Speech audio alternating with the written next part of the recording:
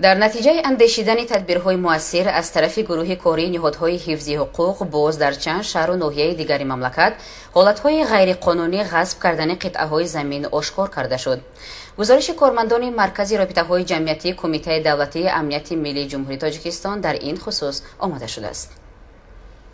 استفاده عاقلانه و مقصدناک زمین همیشه عامل اساسی و مساعدت کننده رشد اقتصادیات، تامین نیازهای اجتماعی ساکنان جمهوری به حساب می‌رود. نوبت از غمخوری‌ها و توجه همیشگی حکومت جمهوری تاجیکستان در این سمت، شهروندانی هستند که قطعه‌های زمین مؤسسه‌های ساحه معارف از جمله مکتب‌های تحصیلات میانه عمومی را خودسرانه غصب نموده، غیرقانونی در آنها انشاءات‌های معیشی و یاریرسان بنیاد نمودند. ضمن گذراندن سنجش‌های مشترک مقامات прокуратура، ساختارهای حفظی حقوق و مقامات اجرایی حاکمیت دولتی در ناحیه خوالینگ ولایت خطلان و ناحیه مسچاه ولایت سوخت، حالتهای خودسرانه غصب نمودن قطعه‌های زمین مؤسسه‌های ساحه معارف آشکار گردیده در دایره قانون تدبیرها اندیشیده شدند. در نتیجه گذراندن سنجش پروکوروری معین کرده شد که ساکنی دهه تگی جاری جماعت دهاتی جانبختی نوحه خوالینگ سعیدов навруз давлатович مساحت 0.150 گکتار قطعه زمینی حدود مؤسسه تحصیلات میانه عمومی رقم 31 نوحه خوالینگ را خودسرانه غصب نموده، در آن کارخانه آهنگری، دوریدگری و کارگاه تخته‌زنی بنیاد نموده است. با مقصد ساختن سیخ چوب و تخته با رئیس نوحه خوالینگ مراجعت نمودم و من 5 سوتیق زمین از دهه تگیجر جدا کرده شد. زمین های به من داده شده غیر قانونی بوده، به حالت اولیه برگردانیده شده و توازن مکتب رقم 31 گذرانده شد. زمین های مؤسسه مذکور با شهروند سعیدов навруз давлатович برای بنیاد استخوان جدا کرده داده شده است که زمین های مذکور زمین مؤسسه رقم تحصیلات عمومی اساسی رقم 31 میباشند. در اساس اعتراض прокуратураи نوحه خوالینگ قرار و دیگر حجت‌های وابسته به خرید و فروش غیرقانونی زمینی انشاءات‌های ساحه معارف بیکار کرده شده، مساحت 0.150 گکتار قطعه زمینی که برای بنیاد انشاءات یاریرسان به شهروند سعیدов навруз جدا شده بود، به حالت اولیه برگردانیده شده، با موازنت مؤسسه تحصیلات میانه عمومی رقم 31 جماعت دهاتی جانبخت نوحه خوالینگ گذرانده شد. سنجش گذرانده شده در جماعت دهاتی جانبخت دهه تگیجر معین کرده شد که در قطعه زمین‌های مؤسسه تحصیلات عمومی میانه رقم 31 همین دهه با دولت نوروز در اساس قرار رئیس نوحه برای ساختمان کارگاه دوریدگری همین جدا کرده شده است. معین کرده شد که ساختمان ها و زمین های جدا کرده شده با مؤسسه تحصیلات میانه عمومی رقم 31 تعلق دارد. ضمن سنجش های نوبتی حالت های جداگانه استفاده طریق غیر مقصدانه قطعه های زمین مؤسسه ساحه معارف آشکار کرده شد.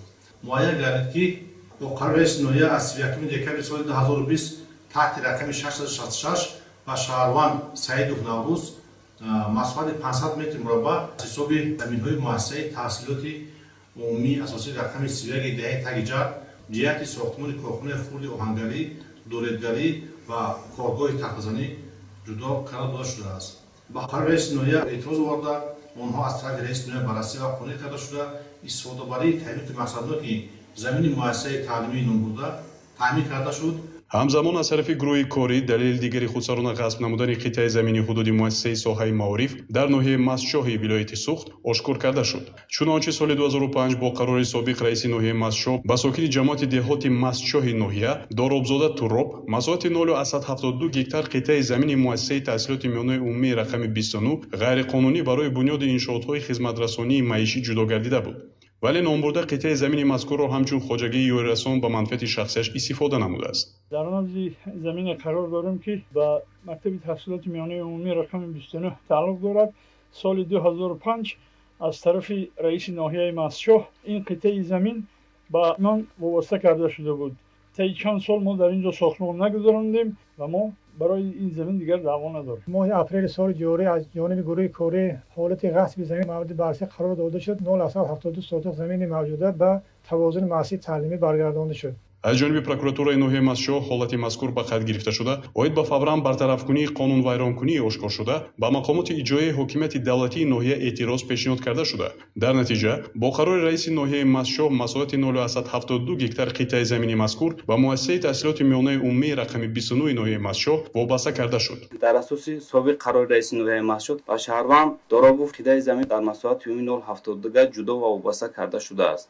سنجش پروکوروری آشکار نمود که قطعه زمین مذکور ба заминҳои муассисаи таҳсилоти миёнаи умри рақами 29 ҷамоати деҳоти Масҷуд тааллуқ дошта ба шаҳрванд ғайриқонунӣ ҷудо ва вобаста карда шудааст. Аз ҷониби прокуратураи ноҳияи Масҷуд ҷиҳати бекор кардани қарори раиси ноҳияи Масҷуд пешниҳод изҳор карда шуда, қидаи замини мазкур ба ҳолати аввала баргардонида шуда, ба тавозуни муассисаи таҳсилоти миёнаи умри рақами 29 баргардонда шуд. фаъолияти муштараки кормандони мақомоти прокуратура ва сохторҳои дахлдори давлатӣ дар ин самт идома дошта. Шаҳрвандоне ки то ҳанӯз қитъаи замини назди муассисаҳои таълимиро ғайриқонунӣ истифода мебаранд, таъкид мекарданд ихтиёран онро ба ҳолати аввала баргардонанд. Дар акси ҳол кирдори ғайриқонунии онҳо дер ё зуд ошкор ва нисбаташон дар доираи қонун чораҳои қатъӣ андешида мешавад.